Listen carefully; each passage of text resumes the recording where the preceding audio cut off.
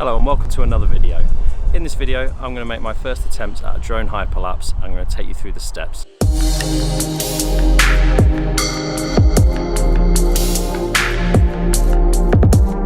I got most of these settings from a video by a guy called Mike Visuals, so I'll link that down below. First thing to talk about is the weather, and it's a little bit windy today. You don't really want there to be any wind because otherwise the drone's going to struggle to keep the horizon, and if it's not straight I think we're going to struggle to stabilize it in post, but we'll give it a try anyway. Next thing is location. You really want something in there that's going to be moving in the shot, so ideally some clouds, but what I've got here is a road and the cars are going to be moving throughout the shot. Next thing I would talk about then is ND filters. Now I don't usually use ND filters. I do have them for the drone, but I've used them a few times without much success. But I flew them last night and using the ND filters, and I really liked how the footage looked. It looked sharper and the colours were better, so I'm going to be using an ND filter today. I'm going to put the drone on manual and I'll get the drone up now. I'll talk you through the settings. First thing I'm going to do is put it on manual. I'm going to select my shutter speed. Now I want it to be about 100 or so, between 100 and 120, something along those lines, because I don't want there to be any motion blur. You really just want to choose the shutter speed to expose the shot, but take it over 100. Next, I'm going to change my white balance.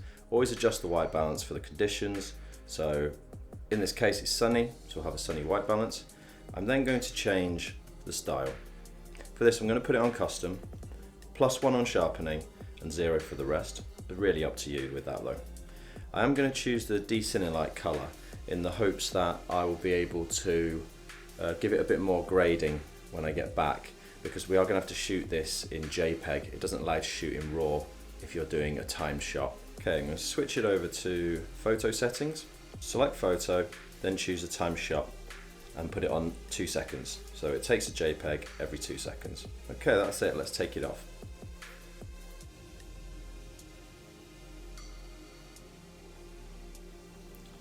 So once we've got it in position, we're going to choose one of the intelligent flight modes. Scroll across and choose waypoints. Then we're going to hit new mission and we're going to record our first waypoint. Then you want to fly it to where you want it to finish. You can go really as far as you like, the further the better really. Up to 500 meters, it will probably do a full battery at that point. So get it into the second position, click record again, so you've got the 2 waypoints, then select done, and then at this point you want to choose the speed. Now I've been playing around with this, so anywhere between sort of 0.5 meters per second to 2 meters per second. I think around about 1 or just below 1 probably gets you the best effect. Click apply, choose a return to home altitude, and then fly back to where your first waypoint is. Once it's there and the drone takes over, slowly moving between the waypoints, hit the shutter so you start taking a photo every 2 seconds, and then just put the controller down and wait. Okay, I'm going to do it one more time.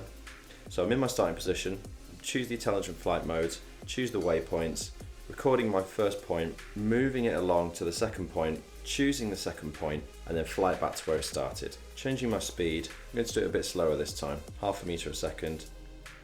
Select my return to home point at 50 meters for this, just in case there's any cables in the way. Once it's there, I'm going to hit hide and I'm going to select the shutter to start making it take photos.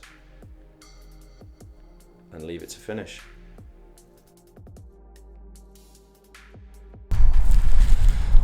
Right, now we've got that done, I'm going to take it home and stick it in post, and I'll show you what to do there.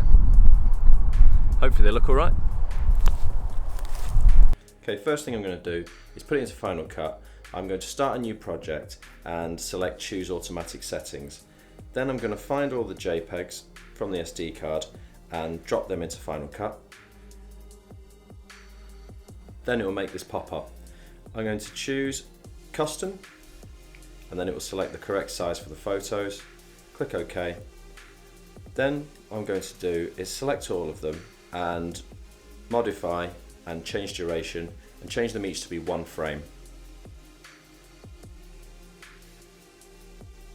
I'm then going to export it select the best quality, export it, save it to your computer. Then when that's done, I'm going to start a new project again, and I'm going to drop that file into the project. Okay, so now we've got Drone Hyperlapse as a video file. What we can then do is cut between the two that I've made. I'm going to drop some sharpening on them, drop a LUT, do any correction that you need to do, and then we're going to hit stabilize. This will then stabilize your footage, and that is pretty much it. What you can also do is add a little bit of motion blur. That might give it more of a hyperlapse feel to it, but it's just your preference, see what you prefer. So let's play these through. There you can see there that it is obvious that the wind really does make a big difference. The horizon's moving all over the place, it really doesn't work. So wind is a definite factor. You need to make sure there's no wind in this. So what I'm going to do is I'm going to go out over the next few days, shoot a few more, and I'll put them in the video for you. Okay, so that's it. That's everything you need to do a drone hyperlapse. I hope you found it useful in some way, and thank you very much for watching. I'll hopefully see you in the next one.